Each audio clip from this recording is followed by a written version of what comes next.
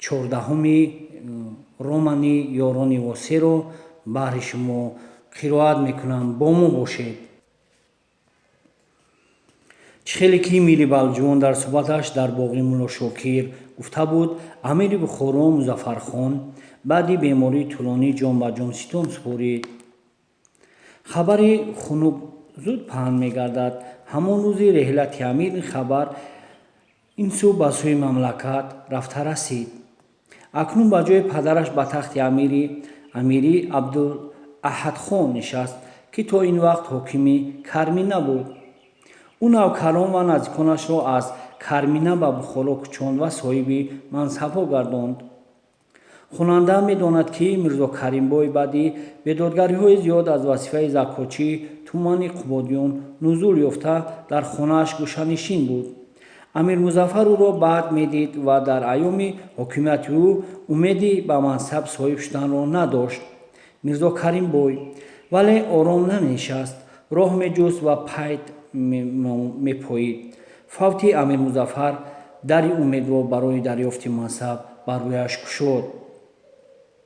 ӯ медонист, ки агар ба амири ҷавон ягон писар ё духтаре тортуқ карда тавонад, албатта ба илтифоти амир мушарраф хоҳад шуд. бадин васила муродаш ҳам ҳосил мегардад ва ба ягон мансаби калони васиқа гирифта метавонад. бо ин мақсад ягона духтари 14-солааш Зебиро муносиб донист, ки аз ин рафтори нангину даюсонаи падари беномус хонандаи мо аз бобҳои пешин воқиф аст. вай Зебиро ба баҳонаи тамошои Бухоро ба он ҷо бурд ва дар хонаи боҷааш хоҳари зани калонии Мирзо Акрамбой дар Бухоро мезист фуровард. Зебиро ҳамом кунонданд ва либосҳои наву фоҳир пӯшониданд. Мирзо Каримбой қаблан бо Якшибеки Удайчӣ дарбор Яхшибек, яке аз дӯстони қадрдони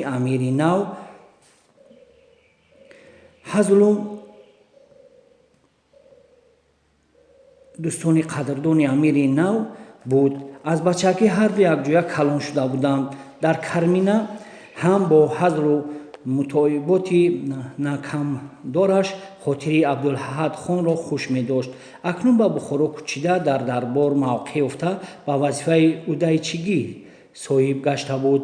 ба ҳузури амир озодона даро баро мекард. ӯ маслиҳат андохта буд.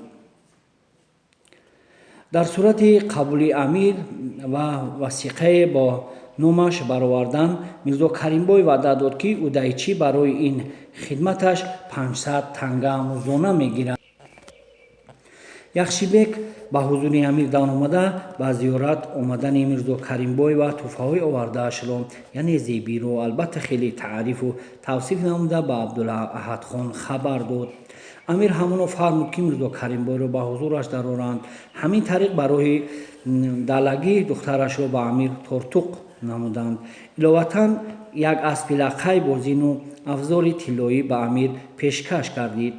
воситачӣ ҳам аз музд бенасиб намонд ва ба васиқаи хушбегӣ мирии тумани балҷувон амири ҷавон аз бозӣ ба тахт нишастанаш мехост, ки ягон шахси муносиберо ёфта мири балҷувонро аз вазифааш сабукдӯш созад. инак шахси муносиб ҳам пайдо шуд. соҳиб гардид Мирзо Каримбой. мо дар бораи Мирзо Каримбой алҳол ҳарфе намезанем. бо хонанда Ярҷуманд худ танҳо ҳаминро мегӯем, ки вақте мири то андозаи соҳиб маърифат ва раъятпарвар ободгарои тумани Балҷувон аз вазифа нузул ёфт, баъзе соҳиб мансабон он ҷо хурсанд шуданд. аз ҷумла давлатминкбошӣ ҳамин пайдро мекофт. акнун фурсати муносибе даст дод, ки ба боғи машҳури Мулло Шокир ин амали зиштро дар замони мири пешӣ ба ҷо ордан наметавонист, зеро мир Мулло Шокирро эҳтиром ва сахт пуштибониаш менамуд. соҳиб шавад. то мири нав Мулло Шокирро шинохта ба ӯ ошно мегардад, ки ман боғашро иҷобаран арзону гарон харидам мегирам. худ ба худ меандешид. минкбошӣ бо ин мақсад 4 одами содиқашро наздаш ҷиғ зад. Аспоятонро зуд зину афзор карда ба ин ҷо ҳозир шавед. фармон доду. навкарон фаҳмиданд ки хоҷаашон ба бозхонаи касеро барои алов мондан меравад. ба ҳар сурат барои сафар таҷил омода шуданд. навкарон минбошӣ низ савори қизили юрғаш гардида навкаронашро гуфт ки озими деҳаи калкот мешаванд. раҳораҳ аспонашро чорхез мезанонанд, то зуд ба боғ расида раванд. аз афташ боғи мулло Шокиру аллакай аз они худ маҳсуб медонист. навкарони содиқаш ба худ меандештанд ки ин гурги боронида бугир бӯеро дар куҷое ҳис кардааст, ки аз пайи таъма ва ё тума шитоб дорад. вақти намози пешин ба боғи мулло Шокир рафта расиданд. мулло ба Давлат ном нахуст писараш навдаҳои зиёдати дарахтонро қайчӣ мекард. ин 5 савор ки ба сӯяш меомаданд зуд шинохт. мулло Шокир: писарам, ба Давлат муроҷиат намуду, минбошӣ ҳам номат ба меҳмонӣ омадан дорад. зуд рафта рӯи суфаро тоза кун ва гилему кӯпачаҳоро пар. худаш низ то омадани меҳмонон саросемор дастурашро бишуст, либосҳои кориашро ба дар кард ва либосҳои намозиашро пӯшид. сипас дар даромадгоҳи боғ бо интизори меҳмон нохонда боз истод.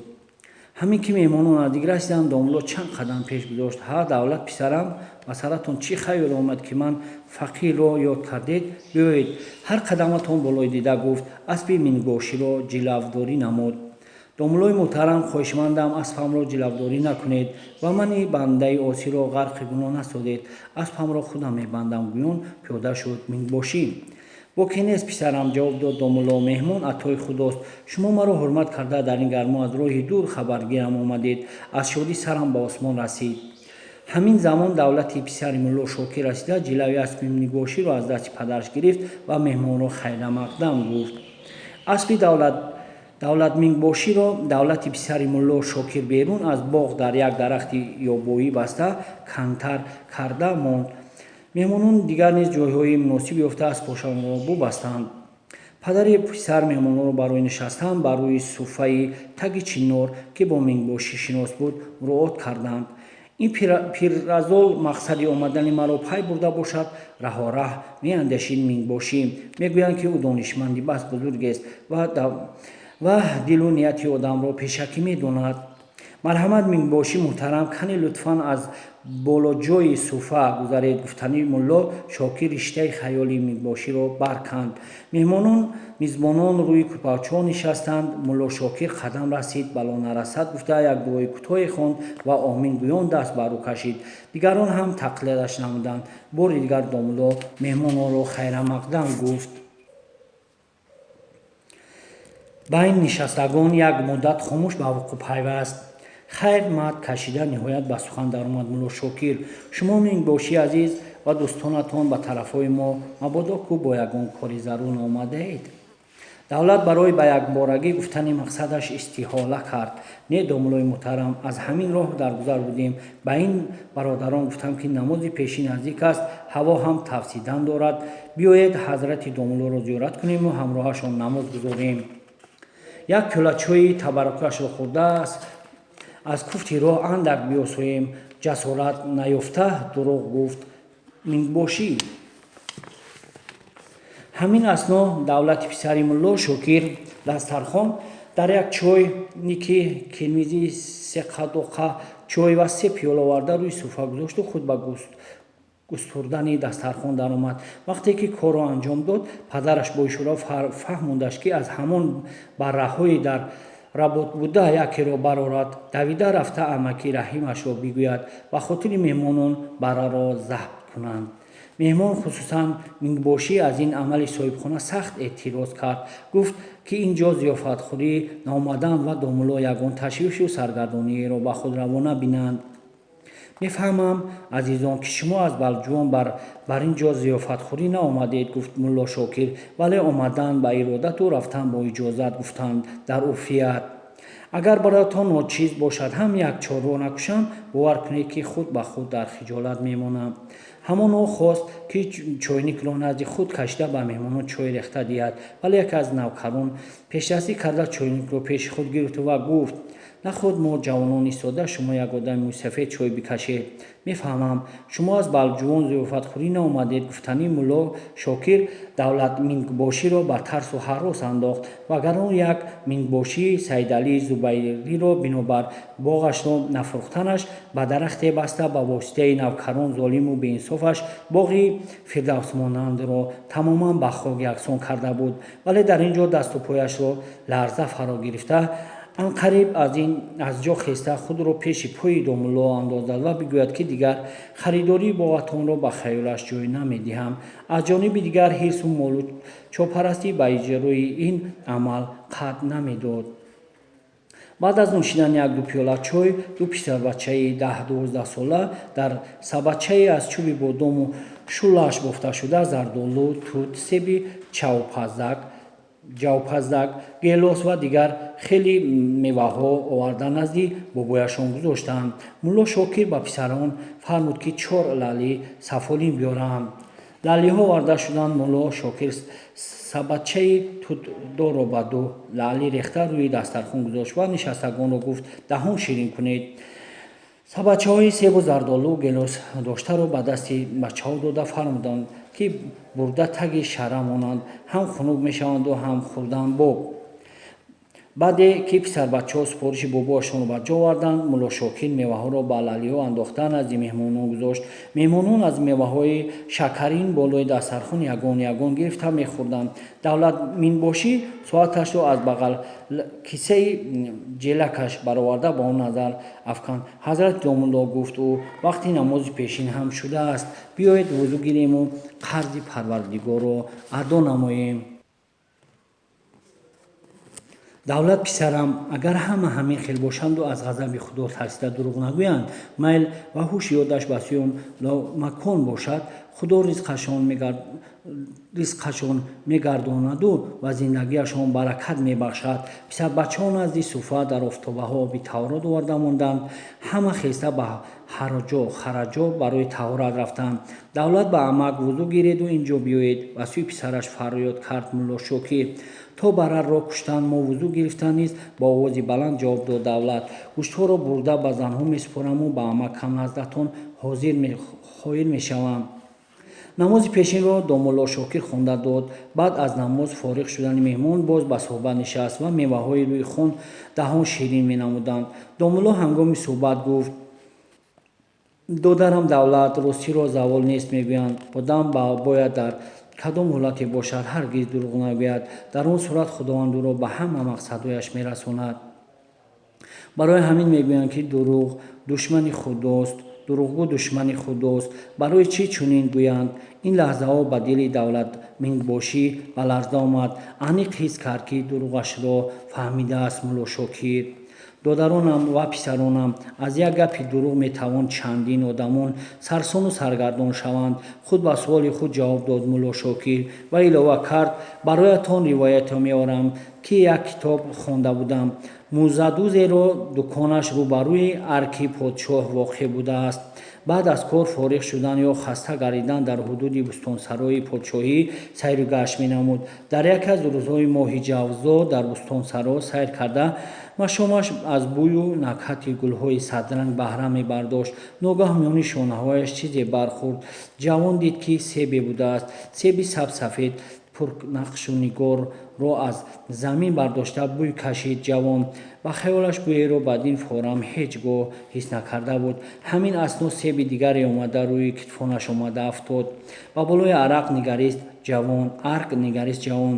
дар дари партовгоҳи ошёнаи дуюм арк париваше бидид, ки аз диданаш рашки моҳу офтоб меомад. дар тан пироҳани ҳарир, дар сар рӯймоли аз он ҳам ҳариртар. дар гӯшҳояш гӯшвори тиллоӣ, дар ҳар ангушташ ангуштарҳои тиллову зумураду алмосӣ. вақте ангуштонашро меафшонд, гумон мекард, ки ситорагон аз осмон рехтан доранд. сӯи ҷавон бо табассум латиф менигарист. ҷавон қадду қомати рӯю мӯяшро дидан баробар гумон бурд, ки тири хандаге аз синааш зада аз пушташ баромад.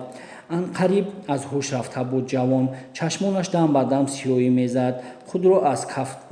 худро аз афтодан ба зур нигоҳ медошт. худро болои хараке гирифт ҷавон, ки наздикаш буд.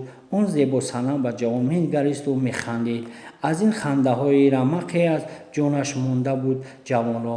бо имову бо ишора ба музаддус фаҳмонд, ки дар дуконат мунтазир шав, дояам пешат меравад. худро ба даст гирифта аз ҷояш ба зур бархост ҷавон ба сӯи дуконаш рафт. чашмонаш чизеро намедид. фикру хаёлаш танҳо маҳви ҳусни ҷамоли он маҳлиқо гашта буд. ҷавон дар ҳамин парешонҳолӣ буд, ки дар дукон зани фаранҷинбасаре пайдо шуда ва зуд сари матлаб омад.